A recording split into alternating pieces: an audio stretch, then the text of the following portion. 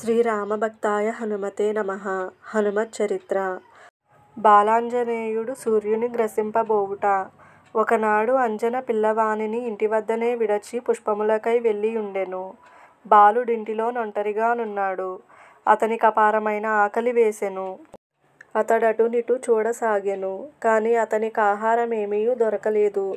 చిట్టచివరికతని దృష్టి సూర్యునిపై బడెను.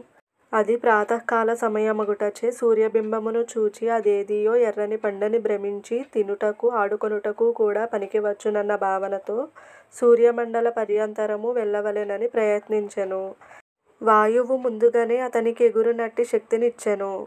లేనిచో శంకరుని లీలలో ఇదేమంత ఆశ్చర్యకర విషయము కాదని చెప్పవచ్చును.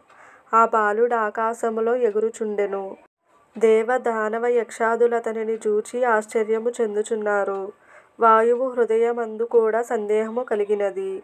తన కుమారుడు సూర్యుని వైపు పరుగులు తీయుచున్నాడు.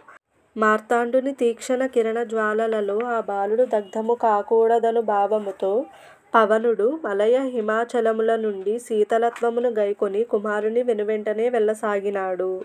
ఆ సమయములో సూర్యుడు దివ్యదృష్టిని ప్రసరింపచేసి అంజనానందనుడు తన సమీపానికి వచ్చుట గమనించి వాయుదేవుని వలననే ఈ బాలుడు జన్మించెననియూ అతని రక్షణార్థము స్వయముగా వాయువు కూడా వచ్చుచున్నాడనియూ గ్రహించెను.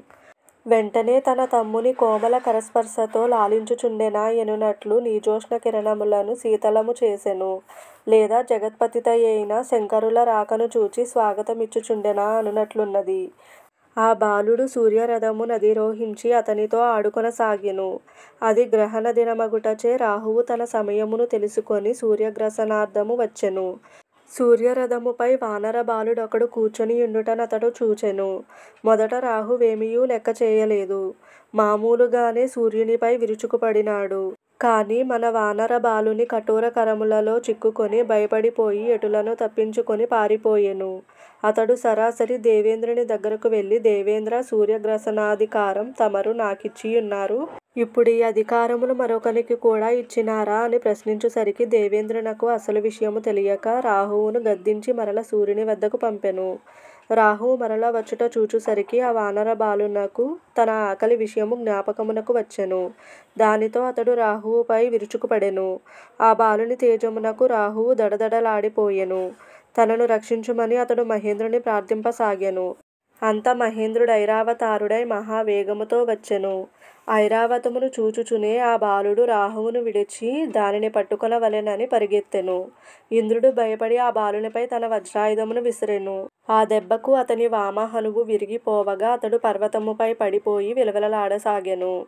ఆంజనేయునకు హనుమన్నామము దేవతల వరములు. అంత వాయుదేవుడు బాలుని లేవనెత్తుకొని గుహలోనికి వెళ్ళిపోయెను. ఇంద్రునిపై తీవ్ర క్రోధము గలిగెను. వెనువెంటనే అతడు తన గతిని బంధించెను. వాయు ప్రసారము లేకపోవుటతో ప్రపంచమంతటా కల్లోలము బయలుదేరెను. ముల్లోకములలోనూ ఏదియును కదులటలేదు. అందరి శ్వాస కార్యములను బంధింపబడిపోయెను. దేవతలు భయపడిపోయిరి. మహేంద్రుడు పరిగెత్తుకొనుచు బ్రహ్మదేవుని సమీపించి గత విషయములను వివరించెను. అంత విధాత దేవతా ప్రముఖులను వెంటబెట్టుకొని ఆ పర్వత గుహలోనికి వచ్చి బాలుని స్పర్శించుసరికి అతడు మహదానందముతో లేచి నిలిచెను. దానితో వాయుదేవుడు పరమానంద సంభరితుడాయెను. వెనువెంటనే జగత్రయమందు ప్రాణవాయు సంచారము జరిగెను. బ్రహ్మదేవుడు అమరులనుద్దేశించి ఈ బాలుడు సాధారణుడు కాడు, దేవతా కార్య సిద్ధ్యర్థమితడవతరించినాడు కనుక దేవతలందరూ ఇతనికి వరములనీయవలసియున్నదనెను. అంత మహేంద్రుడు ఆనంద పారవస్యమున నా వజ్రము వలన ఇతని హనువు భగ్నమైనది కనుక నేటి నుండియూ ఇతడు హనుమంతుడని పిలువబడగలడు. నా వజ్రము వలన ఇతనికి ఇంకెన్నడూ ఏ అపాయమును కలగదు అనెను.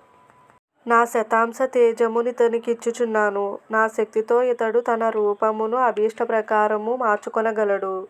ఇతనికి శాస్త్రాధ్యయనేచ్ఛ కలుగగనే నేనితనిచే సమస్త శాస్త్రములను అధ్యయనము చేయించెదను. ఇతడు మహావాగ్మియగును అని సూర్యభగవానుడు పలికెను. అదే విధముగా వరుణ, కుబేర, విశ్వకర్మాది దేవతలందరూ బాలహనుమంతునకు వరములను ప్రసాదించిరి. బ్రహ్మదేవుడు వరములనిచ్చుచు ఈ బాలుడు బ్రహ్మజ్ఞానియై చిరాయువై బ్రహ్మాస్త్ర బ్రహ్మపాశ విముక్తుడై యుండుగాక అని ఆశీర్వదించి వాయుదేవునుద్దేశించి నీ కుమారుడు మహావీరుడై స్వేచ్ఛారూపధారణా సమర్థుడై మనస్సమాన వేగశాలియై అప్రతిహత గతి కలవాడై అమర కీర్తితో ప్రఖ్యాతి చెందును.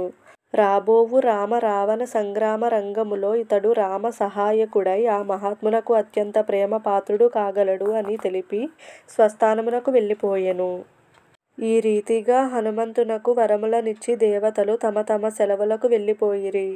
ఈ సమాచారమంతయు విని అంజనాకేసరులు చెప్పజాలని ఆనందమును పొందిరి. వీడియో నచ్చితే లైక్ చేయండి, ఫ్రెండ్స్ అండ్ ఫ్యామిలీ మెంబర్స్కి షేర్ చేయండి, తప్పకుండా సబ్స్క్రైబ్ చేయండి.